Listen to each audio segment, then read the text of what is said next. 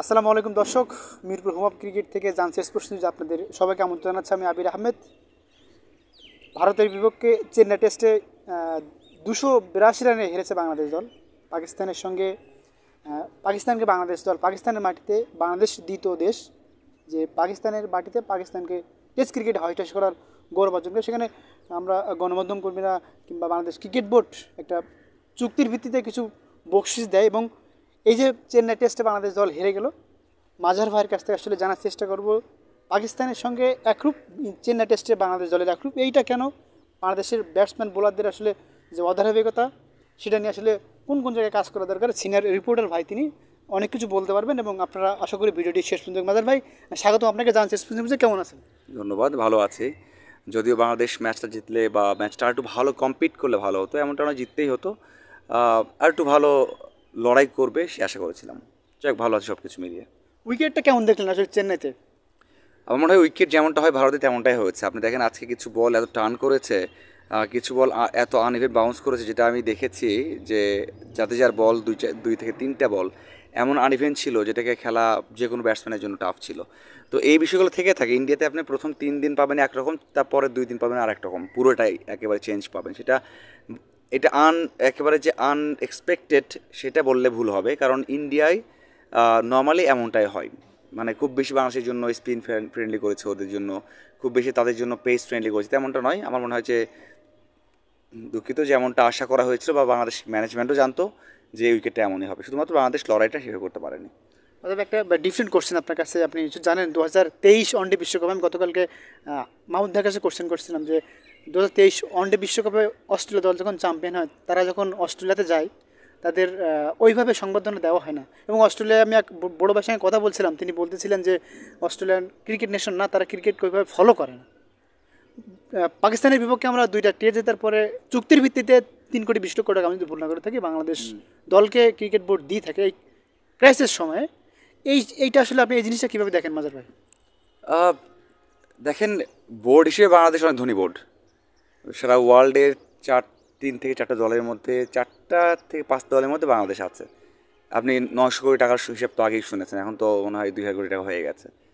তো টাকা দেওয়ার আর প্রেক্ষাপটটা হয়তো বা অন্যরকম, বাট টাকা দেওয়া তো চুক্তিতে লেখা আছে যে আপনি যদি ম্যান অফ দ্য ম্যাচ হন আপনাকে এই টাকা দেওয়া হবে, আপনি ম্যান অফ দ্য সিরিজ হন এই টাকা দেওয়া হবে, 50 করলে এই টাকা দেওয়া হবে, 3 উইকেট পেলে এই টাকা দেওয়া হবে, ভালো করলে এরকম টাকা দেওয়া হবে। সেই টাকাগুলোই কিন্তু একটা আয়োজন করে দেওয়া হয়েছে, যেটা আমার বিশ্বাস। সেই দিক থেকে আমি আগেই নেতিবাচক যাব না। এটা এইরকম ইনসেন্টিভ একজন ক্রিকেটারকে বা একজন তারকাকে, একজন অ্যাথলিটকে সামনে এগিয়ে যেতে সাহায্য করে, আর সেজন্য এটা করা হয়েছে। আপনি যদি দেখেন যে পাকিস্তানের মাটিতে এরকম করে হোয়াইট ওয়াশ করা, এটা সত্যি একটা বড় বিষয়, এটা অবশ্যই বড় বিষয়। কিন্তু আপনি যে লিঙ্কটা করলেন যে অস্ট্রেলিয়াতে তারা ওয়ার্ল্ড কাপ জয়ের পর যা হয়েছে, আমি নিজেও অস্ট্রেলিয়া ওয়ার্ল্ড কাপ জয় দেখেছি মাঠে বসে, আমি ওয়ার্ল্ড কাপটা কাভার করেছিলাম। তাদের ফার্স্ট থেকে লাস্ট ম্যাচে মনে হয়নি যে তারা ফিল করছে এটা ওয়ার্ল্ড কাপ খেলতে এসেছে। বাংলাদেশ প্রত্যেকটা ম্যাচ হারছিল, আমরা তারপরেও ফিল করছি আমরা বাংলাদেশ ওয়ার্ল্ড কাপ খেলতে এসেছে। সো ওরা ক্রিকেটটাকে যে গুরুত্ব দেয় না তেমনটা নয়, অনেক গুরুত্ব দেয়। কিন্তু সাথে আরও কিছু স্পোর্টস ওদের আছে। ফুটবল বলেন ওয়ার্ল্ড কাপ খেলে, আপনি রাগবি বলেন ওয়ার্ল্ড কাপ খেলে, বেসবল তাদের দেশে ভালো, হকি তারা ভালো খেলে, তাদের অলিম্পিকে তাদের স্বর্ণপদক আসে। তো সব দিক দিয়ে তারা ভালো, এবং 2-1টা ব্যর্থতা আসলে তারা কিছু মনে করে না যে এটা। এবং আমি যখন ওয়ার্ল্ড কাপ কাভার করেছি অস্ট্রেলিয়াতে, এটা ব্যাক ইন 2022, যখন তারা হারে, এটা মেবি ছিল এডিলেরই ম্যাচ ছিল বা সিডনিতে ম্যাচ ছিল না, আমি এডিলেডে ছিলাম তখন, যে অস্ট্রেলিয়া হেরে গেল, তারা টুর্নামেন্ট থেকে বিদায় হয়ে গেল। মানে হচ্ছে তাদের দেশে ওয়ার্ল্ড কাপ হচ্ছে, তারা বিদায় হয়ে গেছে, আমরা টেরও পাইনি। আমরা আর স্টেটে আছি, সেখানে বাংলাদেশ প্র্যাকটিস করছে, রাতে যে যার মতো করে ঘুরছে ফিরছে, আমরা হঠাৎ করে যে শুনলাম যে অস্ট্রেলিয়া তার ওয়ার্ল্ড কাপ থেকে বাদ হয়েছে। আমরা তো আপডেট দেখছি, কিন্তু ওখানে ওদের মধ্যে সেরকম উত্তেজনা নাই। যদি এটাই বাংলাদেশে হয়, আপনি দেখবেন যে বাংলাদেশ যে কোনো একটা ম্যাচ হেরে গেলে আপনি ফেসবুক খুলতে পারবেন না।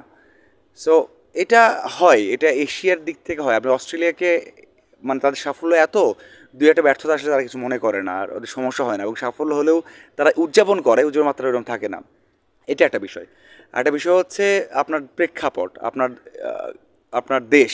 এশিয়ার দেশগুলোতে ক্রিকেটটা বেশি দেখা হয়। আপনি যদি ইন্ডিয়া দেখেন, ইন্ডিয়া ওয়ার্ল্ড কাপ জয়ের পর যে উদযাপন করেছে, টি20 ওয়ার্ল্ড কাপ জয়ের পর, আপনি হয়তো অবাক হয়ে যাবেন। আপনি এখন ভিডিও দেখলে বুঝতে পারবেন যে তারা মনে হয় ফার্স্ট টাইম ওয়ার্ল্ড কাপ জিতেছে। মানে এতটা উদযাপন তারা করছে। আপনি তো বলতে পারেন না তারা তো ওয়ার্ল্ড কাপ আছে কেন উদযাপন করবে, এটা আপনি বলতে পারেন, কিন্তু তারা তো করেছে, তারা তো যে উদযাপন করেছে সেটা বাংলাদেশ চেয়ে বেশি উদযাপন করেছে। এমন তো হতে পারতো যে আমরা ওয়ার্ল্ড কাপ জিতেছি না উদযাপন করলে হয়, কিন্তু তারা গাছে উঠে, আপনার স্টেডিয়ামে উঠে, রাস্তায় তারা হাঁটতে পারছে না, দেখছেন আপনি এখনও ভিডিও দেখতে পারবেন। শ্রীলঙ্কাতেও সেম, বাংলাদেশেও সেম, আফগানিস্তান এখন সাউথ আফ্রিকাকে হারাচ্ছে, তারা অনেক উদযাপন করে। আসলে এশিয়াতে ক্রিকেটটা অন্য কিছু, এশিয়াতে ক্রিকেটটাই মেইন স্পোর্টস, বিশেষ করে এই যে পাকিস্তান, ভারত, শ্রীলঙ্কা, বাংলাদেশ, এই দিক থেকে বলবো যে বাংলাদেশ উদযাপন করবে, বাংলাদেশ কিছু টাকা বোনাস দেবে, এটা ইতিবাচক, এটা আমি নেতিবাচক দেখতে চাই না। আগে হয়তো বা আমরা বাড়াবাড়ি করতাম, কাউকে প্লট দিতাম, একটা ম্যাচ জিতলে, সেই একটা ম্যাচ জিতলে দেওয়াটা বেশি বাড়াবাড়ি হয়ে যায়। কিন্তু পাকিস্তানের মাটিতে সারা হিস্ট্রিতে ফার্স্ট টাইম আমরা হোয়াইট ওয়াশ করেছি, নিয়ম অনুযায়ী তাদেরকে বোনাস দিলে আমার মনে হয় খুব একটা সমস্যার কথা না। আমাদের ভাই সাকিব আল হাসানের ফিঙ্গার ইনজুরি আসলে গণমাধ্যম কর্মীরা আমরা জানি না, হঠাৎ করে ধারাভাষ্যকারের মাধ্যমে জানি, এবং ক্রিকেট বোর্ডকেও আমরা যতটুকু জানছি যে সাকিব জানায়নি, কিংবা সাকিব গণমাধ্যম কর্মীদেরকে জানায়নি। এটা সর্বশেষ আপডেট কি আসলে সাকিব আল হাসানের ব্যাপারে? দেখুন, আমি যতটুকু জেনেছি, পড়েছি, কথা বলেছি, শুনেছি, তাতে সাকিবের ইনজুরিটা নতুন না। আপনি কখন কাউকে বলবেন? ধরুন আমি এখন আপনার সাথে কথা বলতে খারাপ ফিল করছি, আমি গিয়ে বলতে পারি যে আমি তো খারাপ ফিল করলাম, আমি বাসায় অফিসে যাবো কি না, বাসায় যাবো। কিন্তু আমার যদি এই ফিলিংটা গত 2 বছর হয়ে থাকে, তাহলে তো বলার কিছু নাই। এখন সাকিবের মেইন ইস্যুটা হচ্ছে সেটা এখন হয়েছে নাকি পরে।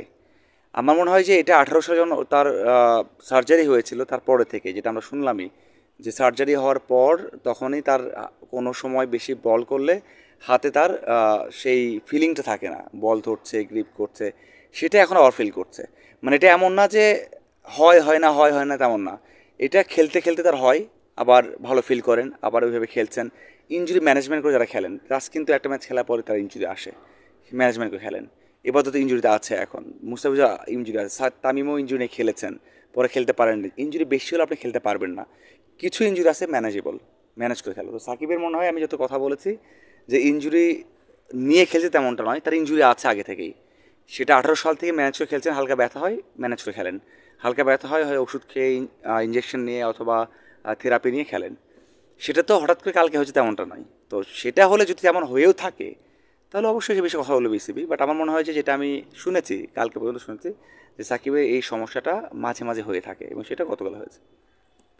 তার হলো চোখের প্রবলেমটা আছে, এবং ব্যাটিং করতে আমরা দেখছি একটু মানে গার্ডিস টাইপের নিয়ে ব্যাটিং করতেছে তিনি। দ্বিতীয় টেস্টে আসলে সাকিবের ভবিষ্যৎ কী দেখেন আপনি? একটু টাফ, যদি ইনজুরিটা ফিল করে থাকে, সেটা ঠিক না হয়, তাহলে তো অবশ্যই খেলবেন না। সাকিব এমনটা নয় যে খেলতে পারবেন না, 100% দিতে পারবেন না, তাও খেলবেন, এটা আমি বিশ্বাস করি না। হয়তো বা বলবেন যে সাকিবের অনেক ঘটনা আছে, খেলছেন, একদিন প্র্যাকটিস করে খেলছেন। সাকিব আমার মনে হয় ফুল প্রিপারেশন নিয়ে খেলেন, এভাবেই 5টা উইকেট নিয়েছেন, এভাবেই হাফ সেঞ্চুরি করেছেন, খেলেছেন। যদি সাকিব মনে করেন যে তার ফুলটা দিতে পারবেন না, এবং সারেতে খেলে আসছেন, 9টা উইকেট নিয়েছেন, তেমনও বল করতে পারবেন না, তাহলে সাকিব খেলবেন না, এটা নিশ্চিত। এবং সাকিবকে বলতে হবে না যে তুমি বসো, তুমি খেলতে পারছো না, সাকিব নিজে থেকে বসে যাবেন, নিজে থেকে খেলবেন। এটা সময় আছে, আজকে মাত্র ম্যাচ শেষ হয়েছে, 27 তারিখে নেক্সট ম্যাচ হাতে আরও 5-6 দিন আছে, 4-5 দিন আছে। তাতে হয়তো 2 দিন রেস্ট করবেন, তারপরের দিন প্র্যাকটিস করবেন, তারপরে হয়তো বলবেন। তবে সাকিব আনফিট খেলবে, সাকিব 100% দিতে পারবেন না, খেলবেন, সাকিব ভালো খেলতে পারবেন না, দিবে খেলবেন, এটা হবে না। সাকিব নিজে থেকে সরে যাবেন আমার মনে হয়। আজকে সাউথ আফ্রিকা প্রতিনিধি দল বাংলাদেশে আসলো, এবং সাউথ আফ্রিকার বাংলাদেশে আসার কথা আছে। এটার সর্বশেষ আপডেট কি, এবং দেশের মাটিতে সাকিব আল হাসানের ভবিষ্যৎ কী দেখেন আপনি? টাফ, খুবই টাফ। সাউথ আফ্রিকা সিরিজ খেলতে পারবেন কি না, এটাই বড় একটা প্রশ্ন। কারণ কিছু বিষয় আছে এখানে, আপনি জানেন যে পলিটিক্যাল কিছু বিষয় আছে। সাকিব আসলেই অ্যারেস্ট হতে পারেন, মানে তাকে যে কোনো সময় হয়তো বা পলিটিক্যাল কারণেই সমস্যা পড়া লাগতে পারে। তো সেই দিক থেকে বিষয়টা ক্লিয়ার হওয়া পর্যন্ত সাকিব দেশে আসবেন না। যদি না আসেন, তাহলে সাউথ আফ্রিকা তো খেলতে পারবেন না, সাউথ আফ্রিকা সিরিজ খেলতে না পারলে বিপিএল খেলতে পারবেন না। সো এটা একটা কনসার্নের বিষয় সাকিবের দিক থেকে, বর্তমান গভর্নমেন্টের দিক থেকে, আইন শৃঙ্খলা বাহিনীর দিক থেকে। এটা সব দিক থেকে একটা সিদ্ধান্ত আসা দরকার, এবং হয়তো বা সাউথ আফ্রিকা সিরিজের মাধ্যমে জানতে পারবো সাকিবের ভবিষ্যৎটা কী। শুধুমাত্র সাউথ আফ্রিকা সিরিজে খেলতে পারবেন কি পারবেন না সেটা না, তার ভবিষ্যৎটা কী হচ্ছে, এটা একটা বিষয়। আর সাউথ আফ্রিকা সিরিজ নিয়েও শঙ্কা আছে, এখন পর্যবেক্ষক দল এসেছে, 2 জায়গায় তারা ইন্সপেকশন করছেন। যে কোনো একটা ভেন্যুতে খেলতে পারেন এক টেস্ট, কারণ আমরা জানতাম যে ঢাকায় একটা টেস্ট হবে, একটা হবে চট্টগ্রামে। সবশেষ যে তথ্য সেটা মনে হচ্ছে তারা চাইছে খুব একটা মুভ না করতে। ঢাকায় থাকলে ঢাকায় খেলবেন, চট্টগ্রাম থাকলে চট্টগ্রাম দুটো টেস্ট খেলবেন, সেটাও হতে পারে। এখন পর্যবেক্ষক দল 2 স্টেডিয়াম দেখে, নিরাপত্তা দেখে রিপোর্টটা পাঠাবে, তারপরে সিদ্ধান্ত জানা যাবে। তবে এখন পর্যন্ত যেহেতু নারী ওয়ার্ল্ড কাপটা আয়োজন করতে পারেনি আমরা, যেহেতু নিউজিল্যান্ড এই দলটা আয়োজন করতে পারেনি, সেক্ষেত্রে অবশ্যই শঙ্কার বিষয় থাকছে। দেখা যাক কী হয়।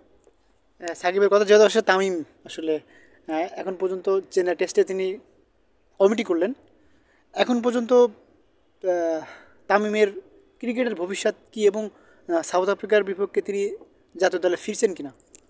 ফিরবেন না, নিশ্চিতভাবে ফিরবেন না। ক্রিকেটে ফিরছেন এটা নিশ্চিত, বিপিএল খেলতে পারেন, ইন্টারন্যাশনাল কোনো ম্যাচ খেলবেন না। আর কমেন্ট্রি চ্যালেঞ্জিং কমেন্ট্রি করবেন, সেটা আমরা জানতে পেরেছি, হয়তো আরও শিখতে হবে, জানতে হবে, সেটা একটা বিষয়।